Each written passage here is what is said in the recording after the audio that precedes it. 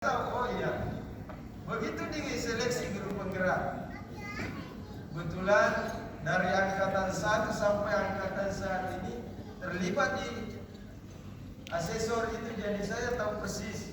Jadi pura-pura bagi saya mencatat ya, berarti dia sedang melakukan asesmen formatif. Nah itu. Kemudian yang banyak tampak tadi adalah diferensiasi produknya. Proses dan kontennya sedikit tampak. Tadi rata-rata pembelajarannya rata. Pukul rata sama semua. Mestinya setelah Bapak Ibu tahu hasil diagnostik awalnya, oh di sana ada yang memiliki kemampuan di bawah rata-rata. Maka otomatis nanti kontennya disesuaikan dengan itu. Ya, ada yang lebih sederhana materinya, ada yang lebih kompleks, atau mungkin ada yang yang abstrak, itu semua disesuaikan. Itu tadi tak tampak. Coba teman-teman sekalian semua melihat sama semua kan? Ya. Tapi yang lainnya keceriaan siswa luar biasa sekali. Tidak tahu nanti kalau di sekolahnya begitu. Namanya pertandingan seperti itu. Ya, kemudian teman-teman sekalian, karena paradigmanya adalah kurikulum merdeka, maka memang tadi saya cermati modul-modul ajarnya, ada yang sudah mengacu pada CP, capaian pembelajaran. Tapi mohon deskripsi CP itu jangan diubah, jangan dikurangi karena sifatnya given, terberi dari pusat. Fungsinya guru, tugasnya guru adalah menjabarkan CP itu menjadi tujuan pembelajaran dan menyusun alurnya. Yang tak tampak tadi itu tidak juga di modul itu. Kemudian dalam penyusunan modul tentunya banyak versi.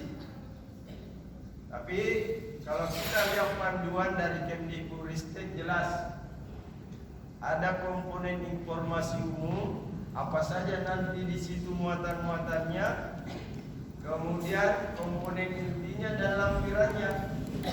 Nah itu. Kemudian Bapak Ibu, kita dulu sering diajarkan bahwa jangan melupakan persepsi di awal.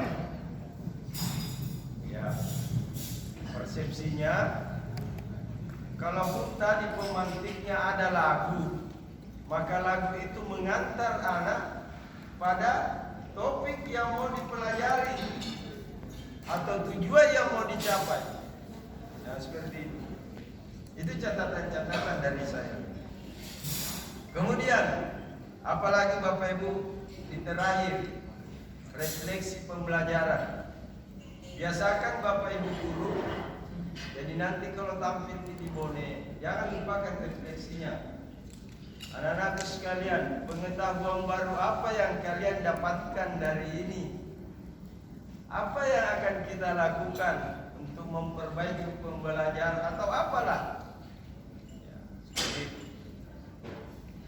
Kemudian Ibu dan Bapak, salah satu prinsip dalam pembelajaran kurikulum merdeka itu didesain dan dilaksanakan berdasarkan kesiapan, minat dan kebutuhan belajar, profil belajar murid. Ya, itu tadi yang diawali dengan diagnostik itu. Kemudian apa lagi Bapak Ibu? Profil pelajar Pancasilanya. Ibu dan Bapak, meskipun tadi Bandam Mardan dipelajari atau apalah tadi, selalu larikan ke sini Bapak Ibu.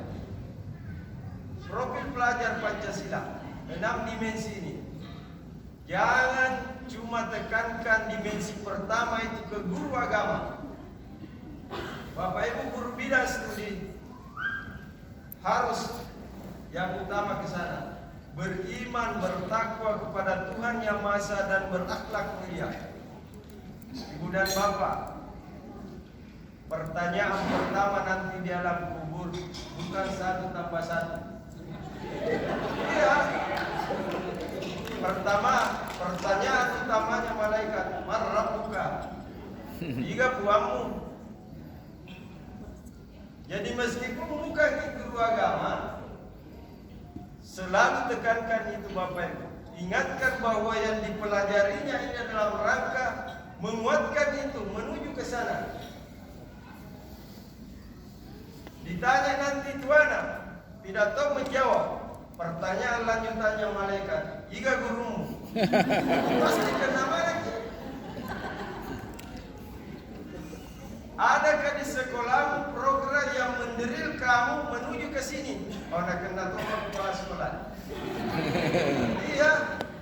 Makanya teman-teman sekalian, coba profil pelajar Pancasila ini yang menjadi arah tujuan yang mau dicapai diwujudkan melalui intrakurikuler, kemudian desain yang baru ini P5, kemudian kegiatan ekstrakurikuler dan budaya-budaya yang ada di sekolah ini. Jadi ayo teman-teman sekalian, apapun agamanya selalu arahkan ke sini. Seandainya Bapak Ibu desain pendidikan kita diminta mencetak anak yang beriman dan yang cerdas, lebih baik pilih yang ini. Terlalu banyak orang pintarnya Indonesia. Kira-kira agak kurang daya resambo. Tidak. Apa kurangnya para koruptor? Cerdas sekali semua. Tapi seandainya ada iman takwanya, tidak mau bawa lari tuang. Ini yang lemah. Karenanya Bapak Ibu sekalian, melalui momentum ini mumpung kamanu sudah hadir semua kita di sini. Ada dari Kemenang. Selalu arahkan ke sana Bapak Ibu. Selalu arahkan. Meskipun Bapak Ibu bukan guru agama, bukan guru pendidikan Pancasila, bukan guru BK. Itu. Kemudian Ibu dan Bapak,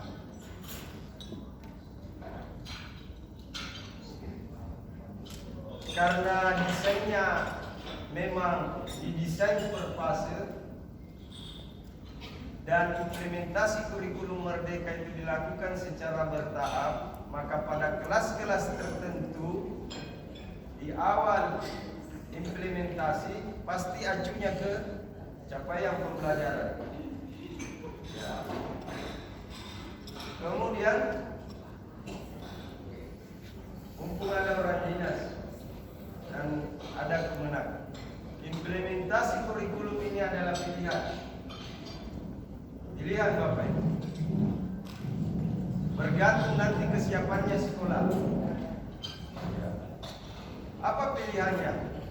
Saat ini masih berlaku K13. Kemudian bisa diterapkan kurikulum darurat. Bisa juga kurikulum merdeka. Ya. Dan tentunya untuk menerapkan kurikulum merdeka ini, sekolah harus siap. Siapnya bagaimana? Minimal pelajari dulu. Belajar dari para guru-guru yang telah melewati itu 1 tahun diantaranya telah menerapkan kurikulum merdeka. Ya, inilah semua teman-teman semua punya kewajiban untuk menyampaikan informasi bahwa sesungguhnya implementasi kurikulum ini tidak susah. Sama juga dulu ketika K13 mau diterapkan, banyak sekali tidak maunya saya. Masih lebih bagus kurikulum saat ini. Tidak bisa Bapak Ibu. Adaptasi kurikulum itu mutlak adanya dilakukan di sekolah. Mengapa? Karena drastisnya perkembangan saat ini. Bayangkan nih kalau kurikulumnya atau tak mau dipakai saat ini, tidak bisa bersaing dengan data. Karena di sana belum ada teknologi. Makanya tidak boleh Bapak Ibu guru itu apatis. Tidak mau saya mau yang lama. Pakai yang lama terus-terus. Ketinggalan kereta. Ya jadi ayo Bapak Ibu, sebagai insan pendidik kita harus menyadari bahwa perubahan kurikulum ini penting. Dan yang terpenting Bapak Ibu, kita di sekolah adalah mencetak generasi lulusan yang kompeten dan berkarakter. Ya, dua-duanya harus jalan. Itu Bapak Ibu. Jadi sana sebentar ketika panitia umumkan siapa yang lolos ke Bone, sesungguhnya itu sudah ditetapkan jauh sebelumnya. Tinggal mengulang saja. Dan semuanya bagus-bagus, luar biasa. Seandainya boleh saya tunjukkan skor nilai tak? Ini beda-beda tipis. Itu tadi catatan-catatan saya. Dan masih banyak di sana.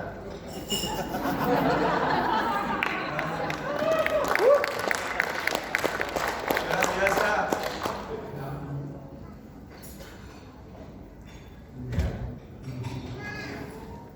Ada dari pemenang. Kalau pemenang sepertinya belum seluruhnya menggunakan kurikulum Merdeka ya Bapak. Menunggu instruksi karena saya lihat ada juga surat edaran dari Menteri Agama terkait implementasi kurikulum Merdeka. Tetapi acuan utamanya tetap sama. Ya. Bapak Ibu, struktur kurikulum terbaru itu Kemendikbudristek 262.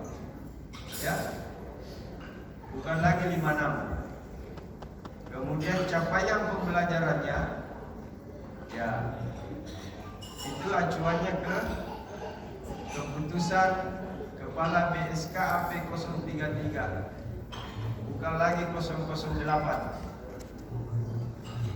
Kemudian karena ada paradigma pembelajaran yang baru ya, yang harus dilakukan oleh Bapak Ibu guru, dan itu kewajiban, kecuali bagi guru mulok tidak ada kewajiban JP-nya untuk melakukan D5 dan juga dasar-dasar program keahlian, itu tidak ada kewajiban JP-nya.